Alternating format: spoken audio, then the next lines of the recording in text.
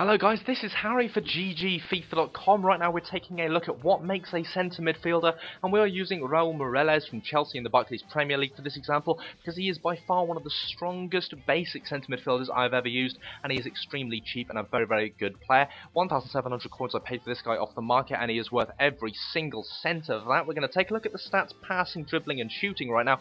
Pace, everyone's into pace on Ultimate Team. For centre midfielders, it really doesn't matter. You're going to be playing those players in the dead centre of the park, so pace is not a really big issue. Of course, if you can find players that fit the rest of the criteria and have high pace as well, then that's fantastic and that's an added bonus. Shooting is the stat we're going to take a look at first. Now, you are going to find yourself in the position to take a lot of mid-range shots at goal with this, and having a player with a higher shooting rating is fantastic, and it will help you out a lot, and it will get you out of some tricky situations should you find yourself faced with a Hail Mary situation where you have one shot just outside the box and it's got to go in for that win. You will find yourself in that situation a fair amount, and having a player with higher rated shooting in centre midfield than the rest of them will help you out a great deal. So 80 in shooting is fantastic, 75 in my opinion, bare minimum for that stat. 75 in shooting is your absolute minimum you can go to have an effective centre midfielder. 80, fantastic, and again, if you can find it higher than that, all the better. Passing is the most important stat for a centre midfielder, and it's possibly the most overlooked trait in Ultimate Team. High passing, which means more accurate passes through to your strikers, which means more chances in on goal. Higher passing is a must, and 80 for a centre midfielder, I believe,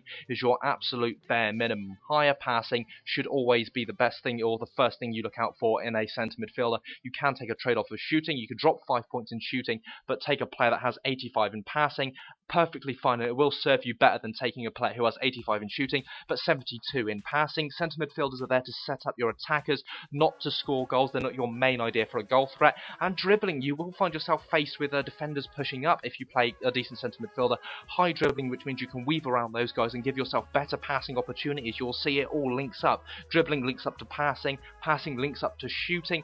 Follow those tips, guys, and I'm sure you'll have a very, very competitive centre midfield. My name has been KillHollywood. Thank you for watching GGFIFA.com, and I will see you soon.